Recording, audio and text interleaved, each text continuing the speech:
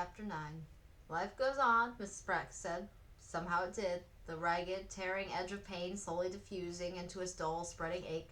Alfred's second cousin, Melba Wallace, came to stay for a while. She was a short, gray-haired woman who repeatedly sighed as she worked like a miniature engine letting out puffs of steam. Although she was pleasant enough to Danny and Peg and told them to call her Aunt Melba, she tended to talk about and around them as though they weren't there. Mrs. Wallace seemed to get along nicely, however, with Mrs. Pratt, who came over nearly every day to help and often stayed to cook supper. Sometimes when Danny and Peg arrived home from school, the two women would be bent over their needlework in a conspiratorial buzz of conversation. Mrs. Pratt would boost Peg on her lap and snuggle her as she asked about school. At first, Peg missed Olga so much she couldn't eat and cried Mama in her sleep. Danny, who would creep into her room to hush and soothe her, began to worry that Peg would get sick too, so he was thankful when she began to respond to Mrs. Pratt's attentions. On the day he heard Peg begin to chatter with the women and recounting a story with a laugh, Danny leaned against the door, sighing with relief. Peg was going to be all right. Mrs. Pratt was kind to Danny too, surprising him sometimes with hot cocoa and ginger cookies. Danny would gulp the treats as fast as he could and hurry outside to find Alfred. He felt comfortable and secure only when he was with Alfred. In the early spring, before the planting, I'll have to hire a farmhand, Alfred told him. I'll work hard. I could do what a farmhand could, Danny said. Schooling comes first, Alfred said. I could do both, Danny insisted. He wanted to prove to Alfred he was needed, and he loved Alfred so much there was nothing in the world he'd rather do than work beside him. The next few Sundays after church services, Alfred would leave Melba, Peg, and Danny for a few minutes to visit Olga's grave and tenderly lay a small holly branch or pine bough on the snow. On the third Sunday, Danny walked through the little cemetery with Alfred, sorrowing with him, angry and fearful because there was no way he could help. Alfred laid the sprig of holly bright with red berries at the base of the headstone and murmured, There'll be flowers in the spring. He stepped back and held Danny's hand firmly, but Danny knew Alfred wasn't talking to him, he was talking to Olga.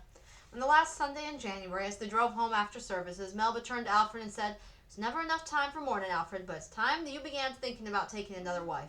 He gave her a sharp, quizzical glance before she added, You can't run the farm by yourself. It takes two to make a go of it, a man and a woman. I can only stay a few more weeks to tend you and the children. My own family needs me. Danny sucked in his breath beside him. Peg clutched at his hand, her fingers inside the wool mittens twisting into his so tightly it was painful. I don't want to think or talk about that now, Alfred said. Melba sat up primly, pulling her shawl more snugly around her neck till against the cold air. You had love in your marriage, which makes you more fortunate than many, but now you need a good, strong, thrifty woman who knows how to manage a household. Melba, it's no time to... How do you expect to keep the children without a wife to aid you? Peg whimpered and then choked back the sound, staring at Alfred with wide, frightened eyes. Danny's chest began to ache and he found it hard to breathe. I'm not ready. There's no one, Alfred began, but Melba wouldn't give up. Yes, there is, she said. Annie Pratka's fond of you, Alfred. She's a hard worker. She'd make you a good wife. Annie Pratka! Alfred's heavily gloved hands almost dropped the reins. His mouth fell open. Think about it, Alfred. That's all I'm asking. I know how stubborn you can be and you have to mull an idea over before you can accept it, but you're gonna have to make a decision soon. An idea exploded into Danny's mind that with such force he jumped. Of course, he thought. Peg gaped at him. He leaned close and whispered to her, Don't worry, I know what to do. I just thought of a wonderful plan. As the buggy stopped in front of the barn, Danny leapt out and ran through the snow to the big barn doors. The moment Alfred led the horses inside, Danny unhitched him and led him to the stalls. He waited till the horses had been rubbed down and then turned to face Alfred. I don't think you should marry Mrs. Pratt, he blurted out. Alfred looked embarrassed. Danny and Melba shouldn't have spoken in front of you and Peg. That's a matter only I can decide. But I can help you, Danny said eagerly. Help me? Alfred shook his head and hung the harness with the rest of the tack.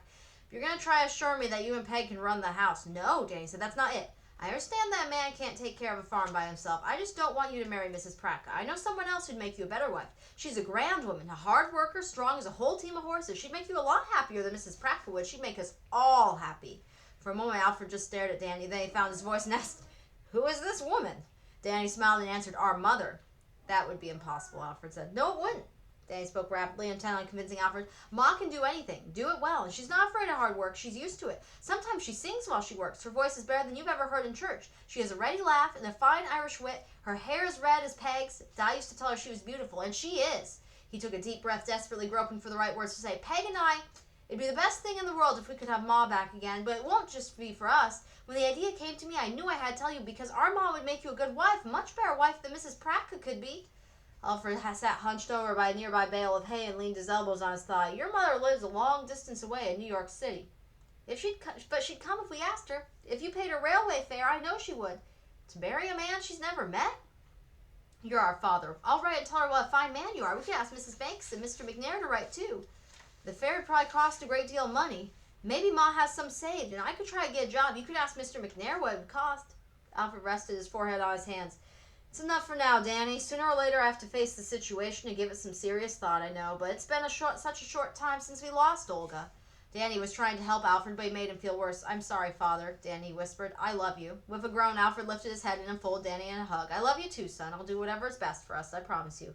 Danny heard the kitchen door bang open and Melba calling, Alfred, Danny, what's keeping you? Annie's here, wants dinner on the table. Alfred stood his hand on Danny's shoulder as they walked to the barn door. We're coming, he yelled. We're ready. Danny guessed that Melba had told Mrs. Pratka about the discussion in the buggy, because Mrs. Pratka's eyes sparkled brightly and she smiled broadly each time she looked at Alfred. Annie, your escallop squash is wonderful, Melba said, and your chicken couldn't be better. Oh, if I could make gravy like yours. Mrs. Pratka dimpled and patted her hair. Tyrus, may he rest in peace, often said they give out medals for cooking. I'd be awarded a solid gold one. And he was right. Melba agreed. A fine wife with a fine cook. No man could ask for anything more. They both looked pointedly at Alfred, who dropped his eyes and shifted in his chair. Melba sighed dramatically and said, Your stitchery puts anyone to shame, Annie. You're a woman of many talents. Don't you agree, Alfred? Alfred mumbled something. His face turned red and he poked at his chicken with his fork. It wasn't fair, Danny thought. Alfred had said he needed time to think, and they were ganging up on him. What if the two women talked Alfred into marrying Mrs. Pratka before he had a chance to consider Ma? Danny quickly broke in the conversation. Can you sing?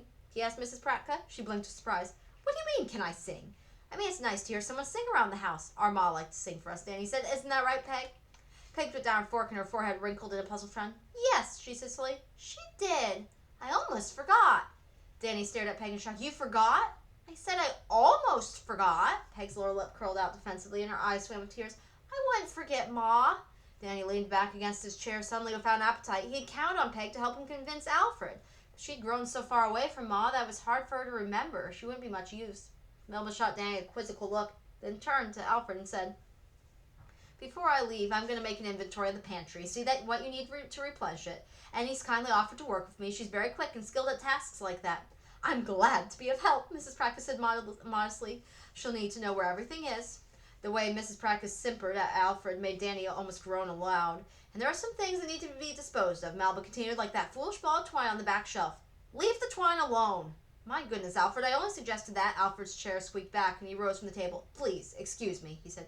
I have an important errand in town. You haven't finished dinner, Mrs. Pratka said, and I made molasses pie especially for you because I know you like it. Thank you, Alfred said. If you save a piece, I'll eat it for supper tonight.